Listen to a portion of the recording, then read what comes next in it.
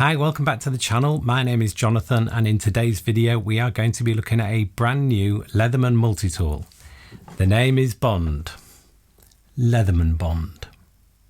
That's one small step for man, one giant leap for mankind. Now, it's not often we see a new multi-tool release from Leatherman. In fact, the last time was 2 years ago with the launch of their Free series.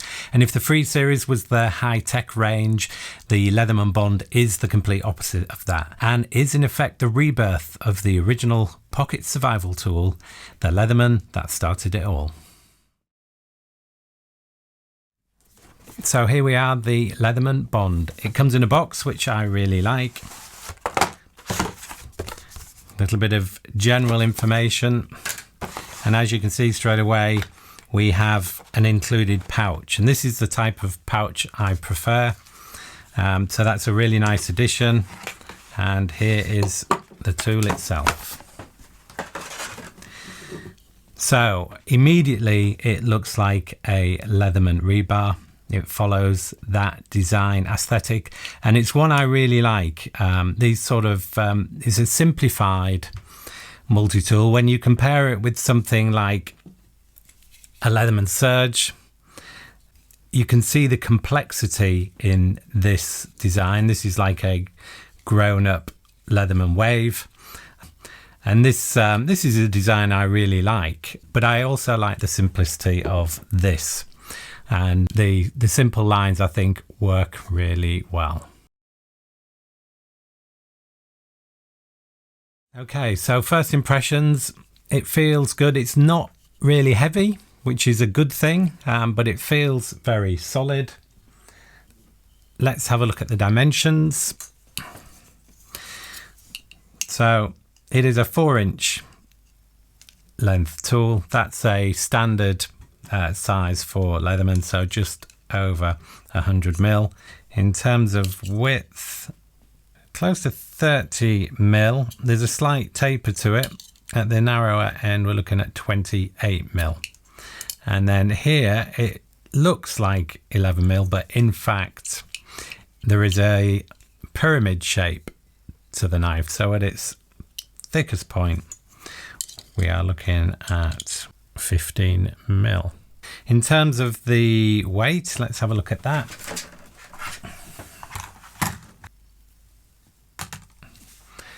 So we're looking at 163 grams. Now that is a lightweight tool relatively for a full-size multi-tool for Leatherman.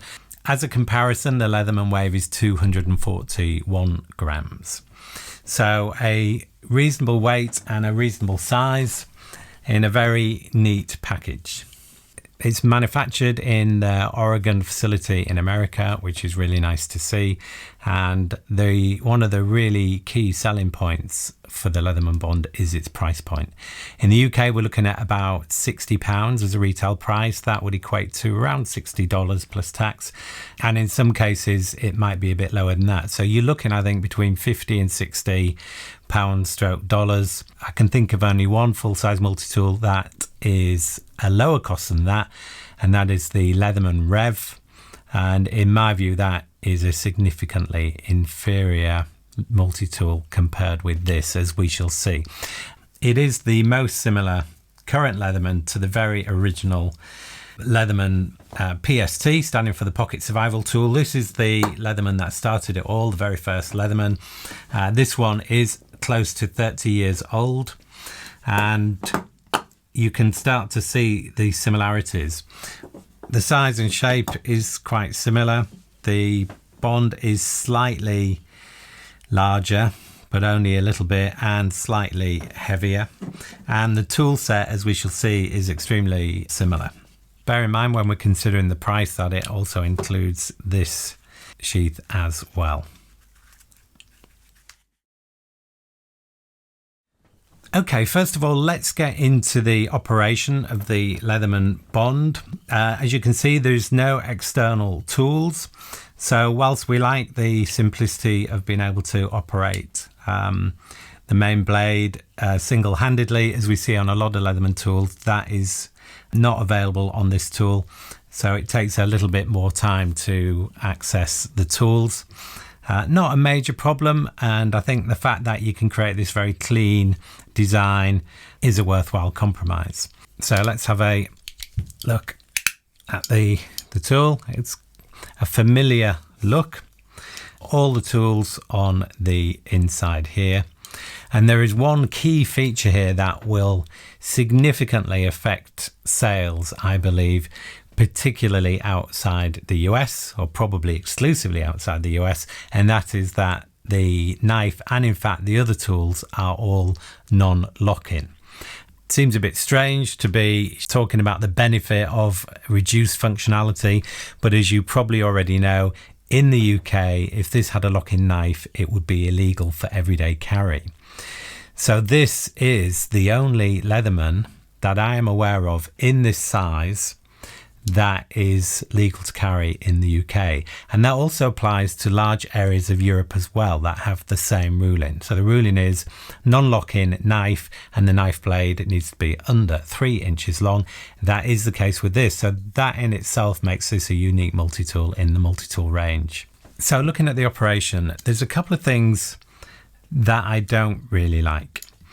And that is that the tools are quite loose. So if you see that, it just feels a little bit wrong that they are so loose, and they're only loose to that point, to that angle, because once you get to that angle, you then have to overcome some tension to get it into position, and it locks super firm, I have to say, when it's in position. I don't quite understand why the tension couldn't start earlier on, so you don't have this this sort of flopping about of the tools. And it just you know, when I first started playing with this, I just thought there was something wrong with it. The other thing I've noticed is the file, for example, just touches that inside there, and what, as part of the design, it's folded over here, and that's a good thing because it makes it more comfortable to grip because you've got this sort of folded over edges. But because of that, you do get this sort of scraping there, and the tools feel just a little bit loose. And then perhaps a little bit more worryingly, the same is true of this side and the knife. So very easily the knife can come out just there, and you've got an extremely sharp point there. So for example, you bang it down on there and then just leave it, and then someone comes along and just sort of slides their hand down it, there is every chance they could get caught by that really sharp point there. The other thing I've noticed on this file is very rough, which is good, but this edge feels really sharp, and the edge is, I was going to say flush, but it might be just slightly proud of the top there. So if I'm rubbing my finger along there, I can feel a sharp edge of the file, and it's got a kind of fingernail nick to get it out, but you don't need it. I mean, you can get it out with your little finger by just doing that. That's how loose it is up to that point. So all that feels a little bit wrong. That left a little bit of disappointment when I first started handling it. Apart from that issue, which could, I think, be addressed with a few engineering tweaks, it feels really good in the hand. So let's have a look at the tool set, because that's really what makes a multi-tool for me. Does it have all the tools that you really need? So okay, let's have a look at the pliers first. Now, the first thing I noticed was that there are no replaceable hardwire blades here. But then you've got to think of the price point. You know, if this is $50 to $60 stroke pounds, then, you know, there are going to be compromises compared to a multi-tool that's going to cost more than twice that, and in some cases a lot more. So it has what you need as far as the plier goes. I do like needle nose pliers, and these are quite precision, as you can see. So no problems there, and also they're quite smooth. So again, I've seen some multi-tools where this is just too tight and is too stiff right out the box, but this is working really well. I've noticed compared with the original, they're actually quite a bit bigger, which is probably a good thing. That's where the extra weight is. These are slightly heavier than the original, but you can see that in the plier head. Then we have the knife. So to access all the other tools, you would normally start from a closed position. You know immediately where the blade is because you've got this open panel here, so that's nice because that's a tool you're probably going to use more often than most. So to know where it is straight away is a benefit, and you only need to open the tool partially to get to it, and then you've got the nail nick. Bring it out and close that up. It is held in really tight. With this design where you have the knife that folds out of the inside of the blade, you have to bear in mind that this can get in the way if you're trying to cut down from a flat surface. It's not a major problem. Certainly, I've never found it to be a major problem, but it's worth noting. It can't really close on you because you've got that sort of protection, which is worth knowing in a non-locking knife, and you do get a really good grip there. The steel is 420 high carbon, which sounds great, but it's actually towards the lower end of the food chain as far as steel goes. And then you start to think, why don't they use something a little bit better? And then you think, actually, it's $50 to $60. So you've got to accept some compromises, but a lot of Leatherman multi-tools have that 420 HC. It's kind of their standard steel. Then on the same side, we have the combination tool. This is a tool you can find on a lot of Leatherman multi-tools, and it's a really good one. I mean, it's got a can opener there. I don't know how many people use a can opener these days. It also works as a really good scraper and a package opener. So if you don't want to get the main blade out, this has got a little bit of a blade. It's not super sharp, but it works really well for opening packages. You've also got a cap lifter and a wire stripper. So some people use the wire stripper by trapping the wire there and rotating it round, and some people just put the wire in there and you put their thumb on it, that's really useful to have. So useful combination tool, definitely worth having. Then we have the Phillips. Now I really like this tool. You'll see it again on a number of multi-tools. It's a 3-dimensional Phillips. I think it's a number 2, but it will also cope with other sizes as well. Now, some people might think, why don't we have a bit exchanger? In my view, with this sort of multi-tool, which might be an everyday carry multi-tool, you don't necessarily want to be carrying a bit kit. So you actually get added functionality here because you've got 2 flatheads and a really nice Phillips without having to carry a bit kit. The other thing about it which really makes a difference is the length. When you've got a bit exchanger on here, it's actually quite short, whereas this is kind of got 1.5 inches of length to it, and that really helps when you are using it. So for the length and the convenience, I really like this tool. If you do want to use a bit kit with it, there is a bit driver extender that extends it slightly and also allows you to fit the Leatherman bits. I can show you that here. So that is an option if you really want to take advantage of the bit kit. And that's that side done. In the other side, we have one of my favorite tools, and that is the awl. And this is a really nice one here. It's got a scraping edge, which is great. It's got a sharp point, which is brilliant for pilot holes and so on. You've got the kind of sewing eye as well, and it's also quite long. This is a really practical, useful tool. Okay, what else do we have? We have a screwdriver, quite thin, which is nice, 3mm end, practical, useful, good to have. And then we also have a bigger one. This is a 7mm screwdriver.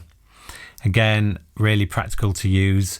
Also useful as a pry tool, you know, getting paint lids off, things like that, and a bit of a kind of small scraper as well. So I like the additional functionality of a wide screwdriver blade, and I like a smaller screwdriver blade because that tends to be the sort of screws I come across more.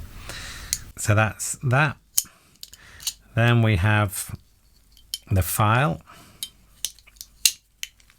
The file, you've got a normal cut there and a cross cut there. It's very rough, this, which is a good thing. I mean, it's going to do a great job, suitable for metal and wood, a reasonable length, really practical tool. It's got a file end there which is super sharp, so yeah, really practical, useful file. And that is pretty much the tool set. There's one other thing lurking in here, and that is a lanyard loop. So that's nice to have if you want to carry it on a lanyard or clip it onto a carabiner or something like that. That's kind of a nice thing to have. But you will also notice there's a couple of holes here, and I've not had this confirmed, but I believe this is to allow you to attach a pocket clip. The pocket clip that is for the P series of knives, which I believe sells for about $10, £10. And it's a shame it never came with it, because I always think people, for this sort of lighter weight EDC type tool, I'd rather have it on a pocket clip than in a sheath most of the time, for me at least. So I would actually prefer them to include a pocket clip rather than the sheath, even though it's a nice sheath. An awful lot of people want a pocket clip on a multi-tool like this. So I really like the tool set on the Leatherman Bond. There is one tool that's missing that I would like to see, and that is, of course, scissors. There are no scissors on here, and for some, that may be a deal breaker. So apart from no scissors, I think the tool set is actually really good. When you look at what's in there in terms of the tools, 2 screwdrivers, one being a pry tool, the really nice Phillips that is really working well, obviously a blade, the file is really good, and the combination tool is really useful. And let's not forget the awl, which is a fantastic addition to this tool. So I thought you might like to see the new Leatherman Bond and the original Leatherman PST side by side. You can see how similar they are in terms of design and also the tool set. So here they are. This is the Bond. 2 knives, very similar. They both have a can opener, albeit the new one has the wire stripper on it as well.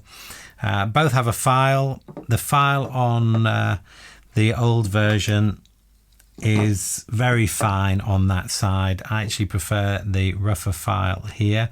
The screwdriver blades, we've got a wide one and narrower one, which we have here and here. The narrower one here has got more reach on it, which I like. The awl here is far superior to the original, which is just a pointy bit of metal really, so that's come a long way. You've got the 3-dimensional Phillips screwdriver on there. You also have it on here, and it's very clever on here because it's actually on a very thin stem and then it fattens out, and what that means is you can get more in there because the overall thickness of the tool at the lower end is not as much as here. So this has got 3 tools on this side, this has got 4, and the extra one is a very small screwdriver, very fine, which is actually a nice thing to have.